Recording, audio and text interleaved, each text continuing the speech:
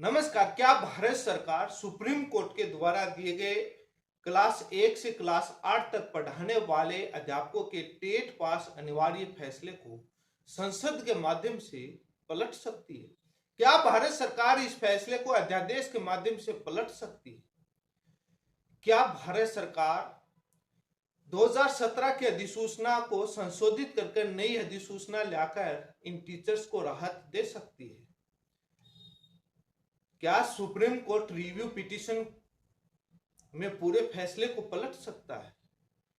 Supreme court clarification modification में क्या कर सकता है? जब से ये सुप्रीम कोर्ट से फैसला आया है, देश के तमाम टीचर्स में तहलका मचा हुआ है। सुप्रीम कोर्ट ने अपने फैसले में क्या क्या कहा है और कब से फैसले को लागू किया है, कब से नहीं, क्या कंफ्यूजन है, इस बात को लेकर मेरे चैनल पर 3 से 4 वीडियो बनाए हुए हैं, जो राजस्थान की स्थिति अलग से और बाकी राज्यों की अलग अलग स्थिति को भी बताया कि किस राज्य की क्या स्थिति को लेकर, हिंदी अनुवाद भी उन फैसलों को बताया और कंफ्यूजन कहाँ है वो भी बताया। वो आप मेरे चैनल पर जाकर देख सकते हैं। लेकिन इस वीडियो में इस बात पर चर्चा करूंगा कि क्या रिव्यू पिटीशन में हो सकता है, क्लैरिफिकेशन में क्या हो सकता है, भारत सरकार क्या कर सकती है। रिव्यू पिटीशन पर बात की जाए तो 90% से ज्यादा 95% चांस ये होते हैं कि सुप्रीम कोर्ट रिव्यू पिटीशन खारिज करता है। जब इतिहास के जजमेंटों को देखा जाए तो 95% सुप्रीम कोर्ट रिव्यू पिटीशन को खारिज ही करता है, क्योंकि सुप्रीम कोर्ट ने जो टेट अनिवार्य का जो फैसला दिया वो भारत सरकार की 2017 की अधिसूचना के बेस पर दिया और एनसीटी की अधिसूचना के बेस पर। इस वजह से रिव्यू पिटीशन पर कोई ग्राउंड नहीं बनता सॉलिड कि रिव्यू पिटीशन में फैसला पलट दे।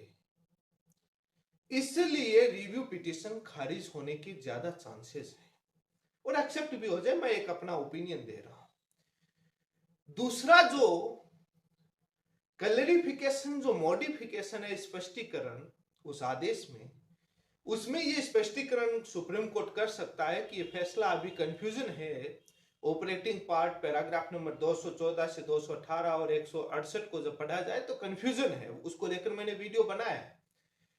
तो क्लैरिफिकेशन में सुप्रीम कोर्ट बता सकता है कि ये फैसला 2001 से बाद लागू होगा, 2011 से बाद, लेकिन 2011 से पहले तो लागू किया है सुप्रीम कोर्ट ने, लेकिन वो ऑपरेटिंग पार्ट भी बता रहा है। लेकिन ये फैसला 2001 से बाद लागू होगा या 2001 से पहले वालों पर भी लागू होगा, ये क्लैरिफिकेशन में सुप्रीम कोर्ट बता सकता है। सुप्रीम कोर्ट मॉडिफिकेशन इतना कर सकता है कि यदि भारत सरकार अपने 2017 की अधिसूचना को यह स्पष्ट करे और संसद में जो बहस हुई उसको रखे, जब वो बिल पास हुआ कि ये जो हमारा लाने का जो मोटो था वो 2011 के बाद लगे टीचर्स को मिनिमम क्वालिफिकेशन प्राप्त करने के लिए था, जहां पर आरटी एक्ट धारा 23(2) के तहत जिन राज्यों में छूट दी गई जहां पर नहीं थे मिनिमम क्वालिफाइड टीचर, उनके लिए ये था। तो बाद में सुप्रीम कोर्ट अपने आदेश में मॉडिफिकेशन कर सकता है कि 2011 के बाद वालों पर टीचर्स पर यह लागू होगा। वो तब कर सकता है मॉडिफिकेशन जब वो 2017 की अधिसूचना को स्पष्ट कर पाए और संसद में जो बहस हुई जिसमें चर्चा हुई हो कि 2011 के बाद जिन जिन राज्यों पर छूट दी गई और वहां अनक्वालिफाइड लगे हुए, मिनिमम क्वालिफिकेशन के बिना वाले टीचर लगे हुए, तब सुप्रीम कोर्ट मॉडिफिकेशन भी कर सकता है। लेकिन टेट अनिवार्य वाले फैसले को रिव्यू पिटीशन में पूरा बदलना मुश्किल है। अब बात आ जाए भारत सरकार पर। भारत सरकार अध्यादेश के माध्यम से अभी तुरंत भी राहत दे सकता है उन टीचर्स को, क्योंकि चुनाव आयोग वाले मामले फैसले पर भी भारत सरकार अध्यादेश लेकर आई और संसद से पास किया पूरा और फैसले को पलट दिया।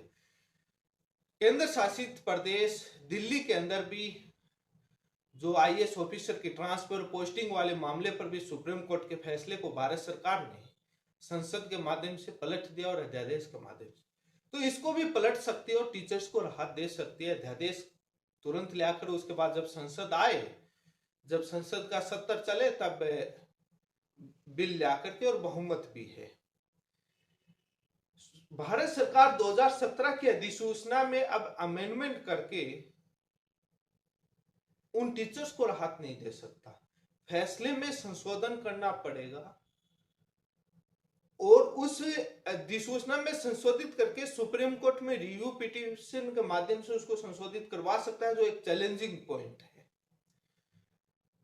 भारत सरकार के पास पावर है कि उन टीचर्स को राहत दे सकता है जो पहले लगे हैं, उनको फैसले में संशोधित, मात्र अधिसूचना में संशोधित करके राहत नहीं दे सकता। फैसले को अध्यादेश या संसद में बिल ला करके संशोधन करना पड़ेगा, तभी राहत मिलेगी। नहीं, मात्र 2017 की अधिसूचना के आधार पर राहत नहीं मिलेगी, क्योंकि उस अधिसूचना के आधार पर आप नई अधिसूचना ले आए। लेकिन सुप्रीम कोर्ट का भी तो एक अपने आप में फैसला कानून है जो अभिलेख में दर्ज हो गया, उसको बदलना पड़ेगा यदि उनको राहत। अब जो काफी लोग हैं, मैं 2001 से पहले लगे टीचर्स को, 2009 से पहले लगे टीचर्स को टेट पास करने वाले फैसले, इस ओपिनियन पर मैं सहमत नहीं हूं सुप्रीम कोर्ट के फैसले पर। ऐसे बाद में देश के कितने ही पदों पर किसी भी, बहुत सारी ऐसी भर्तियां हैं जहां पर उसके बाद पात्रता के, परीक्षा के तमाम नियम और प्रक्रियाएं बदली गई हैं बाद में, ऐसे तो वहां पर भी लागू हो जाएगा। इसलिए कोई भी नियम, कानून, फैसला लगभग प्रोस्पेक्टिव भविष्य से ही लागू होता है, या जिस दिन अधिसूचना आती हो उस दिन से लागू होता है। एनसीटी का टेट का जो अनिवार्य का 2011 से लागू हुआ, तो 2011 से लागू होना चाहिए था। जो रिटायरमेंट की उम्र पर हैं उनको टेट पास करके कौन सी क्वालिटी बनाओगे, क्या करोगे, वो रिटायरमेंट पर जाने वाले हैं। उस समय जो रूल थे उस आधार पर वो लगे। 2011 से पहले अनिवार्य का ना एनसीटी का कोई ऐसा प्रावधान था, ना कोई और था। लेकिन 2017 की अधिसूचना में कंफ्यूजन था, स्पष्ट क्लियर नहीं होने की वजह से ये फैसला आया है। वो मैंने मेरे चैनल पर वीडियो के माध्यम से आप सभी को बताया भी है। इसलिए आप पूरे डाउट इस फैसले को लेकर, इसको लेकर दूर करना चाहते हैं तो आप वो जाकर देख सकते हो, पूरा विस्तार से मैंने बताया है। उन वीडियोज को देखोगे, सारे वीडियोज को सारे, लेकिन आप स्किप करके वैसे देखोगे तो नहीं, पूरा वीडियो मैंने कहा क्या बात बोली आप समझ नहीं पाओगे। पूरा देखना, सभी जगह शेयर करना ताकि सभी के डाउट भी दूर हो। सुप्रीम कोर्ट में रिव्यू पिटीशन, क्लेरिफिकेशन पिटीशन भी दायर हो रही है, लेकिन रिव्यू पिटीशन इतनी जल्दी लिस्टेड नहीं होती है क्लेरिफिकेशन मेंशन करके, और समय लगता है। और उसमें क्लेरिफिकेशन वाली, मॉडिफिकेशन वाली को रजिस्ट्रार बेसिस पर भी कई बार खारिज हो जाता है, बाद में जज के सामने मेंशन करना पड़ता है, और कई सारी कुछ भी टेक्निकलिटीज और प्रॉब्लम, डिफिकल्टीज आ सकती हैं, कानूनी अड़चने। लेकिन जो मैंने मेरे तरफ से जो मुझे जो आइडिया लग रहा था, मैंने स्थिति है वो लगभग क्लियर कर दी है। अलग अलग राज्यों में सभी को लेकर स्थिति मैंने क्लियर करी है।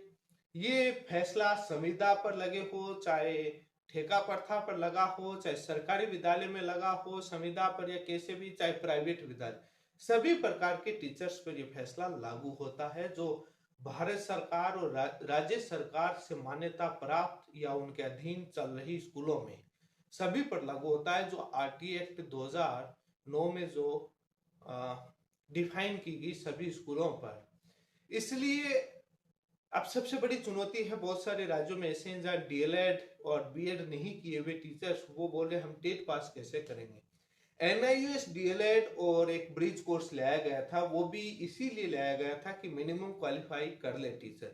वो ही भारत सरकार के 2017 की अधिसूचना के आधार पर लाया गया था, और वो मोटो एक यही था कि इनको मिनिमम क्वालिफिकेशन, उस समय ऐसा यही था कि डीएलएड और बीएड करवा दो या ब्रिज कोर्स करवा दो, वो इसीलिए लाया गया था। और वो बहुत सारे कई राज्यों में टीचर्स ने की भी नहीं, तो वो टेट पास भी कैसे करेंगे बिना डीएलएड के उसके। लेकिन वो भी एक ऐसा नहीं था कि उनके यदि वो नहीं करेंगे तो उनको नौकरी से निकाल देंगे, ऐसा वो भी कानून नहीं था। लेकिन सुप्रीम कोर्ट ने बड़ा चैलेंजिंग, वैसे ये अच्छा फैसला है क्योंकि, लेकिन 2001 से पहले, 2009 से पहले लागू करना थोड़ा सा गलत है। वैसे जजमेंट बहुत अच्छा है, क्लासिक है। इसी के साथ आप सभी का बहुत बहुत धन्यवाद।